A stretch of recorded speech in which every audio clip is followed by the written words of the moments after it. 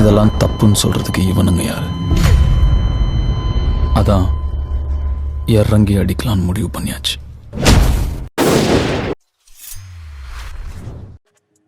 வணக்கம் தமிழ், MrSnite நான் திரும்பி வந்திருக்கேன். இன்றைக்கி பார்த்தீங்கன்னா PS5 அப்புறம் எக்ஸ்பாக்ஸ் கம்பேர் பண்ண போகிறேன். இப்போ வரப்போகிற புது ஜென்ரேஷன் பார்த்தீங்கன்னா பக்காவாகுது. அதை பற்றி ஃபுல் ஸ்டாட்டிஸ்டிக்ஸ் நான் சொல்ல போகிறேன். ஸோ இந்த வீடியோ ஃபுல்லாக பாருங்கள் கைஸ். இதில் இப்போ வந்த வரைக்கும் ஸ்பெக்ஸ் மட்டும் தான் நான் இன்ட்ரடியூஸ் பண்ண போகிறேன். PS5 பார்த்தீங்கன்னா இன்னும் அஃபிஷியலாக வெளியே எடுத்துகிட்டு வரல, எந்த கேம் ப்ளே வெளியே வரல. அதாவது எக்ஸ்பாக்ஸ் சீரிஸ் X பார்த்தீங்கன்னா உங்களுக்கு டெக் டெமோவே கொடுத்துட்டாங்க, அப்புறம் ஒரு கேம் ப்ளே வாடையும் காமிச்சிட்டாங்க. ஸோ எக்ஸ்பாக்ஸ் கிளியராக இருக்கேன் நான். இதே பார்த்தீங்கன்னா PS5 சைடில் நிறைய டவுட் இருக்குது, ஒழுங்காக வருமா வராதான்னு. கிட்டத்தட்ட பார்த்தீங்கன்னா இந்த ரெண்டு கம்பெனியும் பார்த்தீங்கன்னா ஒரே ஆர்கிடெக்சர் தான் யூஸ் பண்ணுறாங்க, சிபியூலும் சரி ஜிபியூ சரி. ஃபஸ்ட் நம்ம சிபியூவில் ஆரம்பிப்போம். சிபியூ பார்த்தீங்கன்னா Zen 2. இப்போ பார்த்தீங்கன்னா இதில் இருக்க ப்ராசர் பிசியில் Ryzen 7 3000 சீரிஸ் வரைக்கும் இது பவர்ஃபுல்லாக இருக்குன்னு சொல்கிறாங்க. நம்மளுக்கு இன்னும் கேம் ப்ளே ஃபுல்லாக வரல, அதை வச்சு தான் சொல்ல முடியும், எதுவுமே பட்டன் கன்ஃபார்ம் பண்ண முடியாது. ஸோ இது பார்க்க சர்ப்ரைசிங்காக இருக்குது. ஏன்னா கான்சோல்ஸ்லாம் AMD போகிறாங்க, best choice for gaming AMD தான். இப்போ நான் கிளாக் ஸ்பீட் பற்றி சொல்கிறேன் நான். ஃபஸ்ட்டு நம்ம PS5 கிளாக் ஸ்பீட்லாம் இருக்கும். PS5 கிளாக் ஸ்பீட் பார்த்தீங்கன்னா 3.5 GHz. ஸோ அதுதான் ஸ்டார்டிங் கேப்டு, தான் அது கீழே இறக்கவே இருக்காது, அதுதான் மெயின்டைன் பண்ணியே இருக்கும். அப்புறம் எக்ஸ்பாக்ஸ் பார்த்தீங்கன்னா ஹையஸ்ட் 3.8 GHz. அப்புறம் லோவர்லாம் ஒர்க் ஆகாது. PS5 பார்த்தீங்கன்னா ஒரு மேஜர் செட் பேக் இருக்குது. இது என்னென்னு பார்த்தீங்கன்னா பவர் த்ராட்லிங். CPU டெம்பரேச்சர் ரொம்ப ஹையஸ்ட்னு வச்சுக்கோங்களேன், அது தானே த்ராட்டில் பண்ணிக்கும். த்ராட்டில்னா வச்சுக்கோங்க, பவர் டவுன் பண்ணிட்டு இந்த டெம்பரேச்சர் ரொம்ப அதிகம் விடாமல் அந்த லெவல்லே வச்சுக்கும். ஸோ அதனால் பார்த்தீங்கன்னா கேமிங் பர்ஃபார்மன்ஸ் ரொம்ப மட்டமாகிடும் பட்டுன்னு. இது எக்ஸ்பாக்ஸ் கேஸில் வராது. ஏன்னா பார்த்தீங்கன்னா அவங்க மேக்ஸிமம் பார்த்தீங்கன்னா 3.8 தான். ஸோ ஜிபியும் பார்த்தீங்கன்னா முன்னாடி சொன்ன மாதிரி AMD தான் சூஸ் பண்ணியிருக்காங்க, பெஸ்ட் சாய்ஸ். இதில் AMD பார்த்தீங்கன்னா RDNA 2.2. இது பார்த்தீங்கன்னா செம கிராஃபிக்ஸு. இது என்னென்னா ரே ட்ரேசிங் AMDயும் எடுத்துன்னு வராங்க. ஸோ கான்சோல்ஸ்க்கும் ரே ட்ரேசிங் கன்ஃபார்மாக இருக்குது. ஸோ அந்த கிராஃபிக்ஸ் கார்டுனால என்ன பண்ண முடியும், 8K வரைக்கும் ரெண்டர் பண்ண முடியும். ஸோ அதனால் 8K கேமிங்க்கு கான்சோல் ரெடி ஆகுது. கிராஃபிக்ஸ் கார்டில் பார்த்தீங்கன்னா கம்ப்யூட் யூனிட்ஸ் ஒன்று இருக்குது, CUன்னு சொல்லாது. அதில் இது இந்த ரெண்டு கான்சோலுக்கு ரொம்ப டிஃபர் ஆகுது. அதை நான் இப்போ பற்றி சொல்கிறேன் நான். PS5 கிராஃபிக்ஸ் கார்டு சீரிஸ் பார்த்தீங்கன்னா 10.5 teraflops. அதுவும் இல்லாமல் பார்த்தீங்கன்னா 36 கம்ப்யூட்டிங் யூனிட்ஸ் இருக்குது. ஆனால் அது கொஞ்சம் ஹையர் கிளாக் ஸ்பீடில் ஒர்க் ஆகுது. அந்த சைடில் பார்த்தீங்கன்னா எக்ஸ்பாக்ஸில் பார்த்தீங்கன்னா teraflops அதிகமாக இருக்குது. அது எந்த அளவுக்கு அதிகமாக இருக்குது பார்த்தீங்கன்னா 12 teraflops. அதுவும் இல்லாமல் பார்த்தீங்கன்னா 52 கம்ப்யூட்டர் யூனிட்ஸ் இருக்குது இல்லை. ஆனால் அது அதிகமாக இருந்தாலும் அது கொஞ்சம் கம்மியான கிளாக் ஸ்பீடில் ஒர்க் ஆகுது. இப்போ பார்த்தீங்கன்னா எதுக்கு அட்வான்டேஜ்னு நினச்சிங்கன்னா ஃபஸ்ட்டு நீங்கள் PS5 தான் நினைப்பீங்க, கண்டிப்பாக இல்லை. இது கம்ப்யூட்டிங் யூனிட்ஸ் அதிகமாக இருந்தால் வச்சுக்கோங்களேன், உங்களுக்கு அந்த கிளாக் ஸ்பீட் கம்மியாக இருந்தாலும் எத்தனை நாள் மல்டிப்ளை பண்ணுறீங்களோ அந்தளவுக்கு உங்களுக்கு ஸ்பீடு வரும்.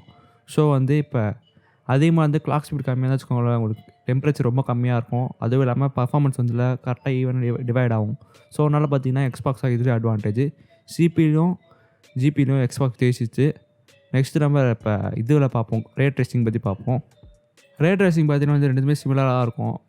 அது பார்த்தீங்கன்னா ஒரு ஆப்ஷன் தான் இது. அதை நம்ம எனேபிள் பண்ணிக்கலாம், ஆஃப் பண்ணிக்கலாம். இது பார்த்தீங்கன்னா மைன்கிராஃப்ட் அந்த மாதிரி கேம்ஸ் எவ்வளோ சூப்பராக மாற்றிது பாருங்கள். ரே ட்ரேசிங் என்னன்னா உங்களுக்கு ரிஃப்ளெக்ஷன்ஸ் நல்லா உங்களுக்கு பயங்கரமாக காட்டும். அதனால் உங்களுக்கு கிராஃபிக்ஸ் எக்ஸ்பீரியன்ஸ் பயங்கரமாக இருக்கும். ஸோ அதை பற்றி வீடியோ தரனா மேலே ஒரு லிங்க் வரும், அதை போய் பாருங்கள்.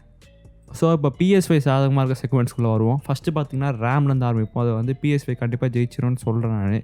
ஸோ PS5 IO த்ரூபுட், அதாவது எவ்வளோ அளவுக்கு SSDலேருந்து உங்களுக்கு ரேமுக்கு எவ்வளோ அளவுக்கு டேட்டா ட்ரான்ஸ்மிட் ஆகுது ஃபாஸ்ட்டாக, உங்களுக்கு கேம் எவ்வளோ சீக்கிரமாக போய் சேருது, அது பார்த்தீங்கன்னா PS5 ரொம்ப அதிகமாக இருக்குது. ராவில் பார்த்தீங்கன்னா 5.5 GHz.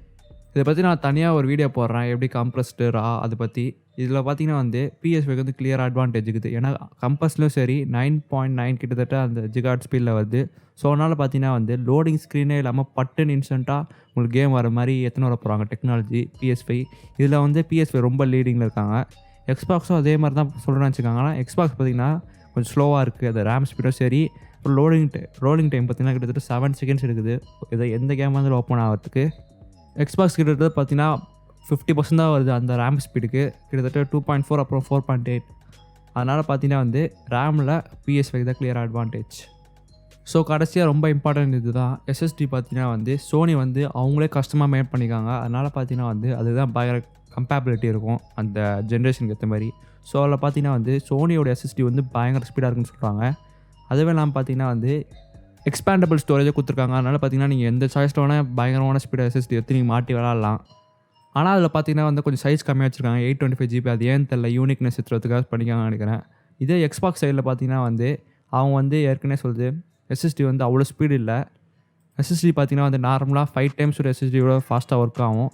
ஆனால் சோனி என்ன ஆயின் பண்ணாங்கன்னா இன்னும் பயங்கர ஸ்பீடாக இருக்கணும் ஹெச்டிடியோட நினைக்கிறாங்க. அது கரெக்டு தான். ஏன்னா அவங்க வந்து நெக்ஸ்ட்டு ஜென்ரேஷனுக்காக எடுத்துன்னு போயிருக்காங்க.